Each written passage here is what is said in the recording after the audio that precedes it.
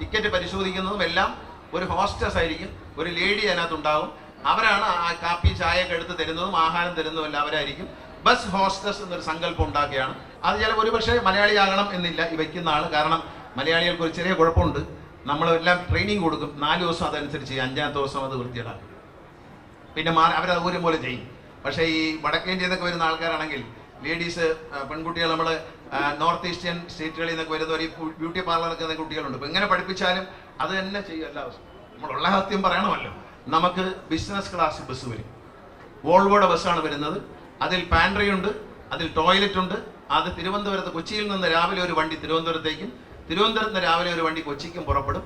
Road പണി കഴിഞ്ഞാൽ അത് രാവിലെ തൃശ്ശൂരിൽ പോയി നിൽക്കും. തൃശ്ശൂരിൽ നിന്നായിരിക്കും തുടങ്ങുന്നത്. ഏതാണ്ട് 3.5-4 മണിക്കൂറുകൾ കൊണ്ട് തിരുവനന്തപുരത്ത് എത്തുന്നത്. എങ്ങും സ്റ്റോപ്പില്ല, മിന്നൽ പോലെയാണ്. ഇവിടെ വിട്ടാൽ ആലപ്പുഴ, ആലപ്പുഴ വിട്ടാൽ കൊല്ലം, കൊല്ലം വിട്ടാൽ തിരുവനന്തപുരം.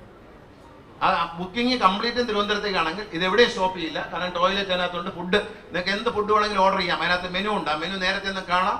അത് ടിക്കറ്റ് റിസർവ് ചെയ്യുമ്പോൾ തന്നെ ഫുഡും കൂടി, വിമാനത്തിലെ പോലെ ഫുഡും കൂടെ റിസർവ് ചെയ്തിട്ട് കയറാം. വണ്ടി വരുമ്പോൾ ഞാനൊന്ന് ഓടിച്ചു നോക്കും. അത് കഴിഞ്ഞാൽ വണ്ടി ഉദ്ഘാടനം ചെയ്തിരിക്കുന്നു. വണ്ടി ഓടാൻ നേരത്തെ ഇലക്ഷൻ കമ്മീഷന്റെ പ്രഖ്യാപനം വരുന്നതിന് മുമ്പേ വണ്ടി ഉദ്ഘാടനം ചെയ്തിരിക്കുന്നു.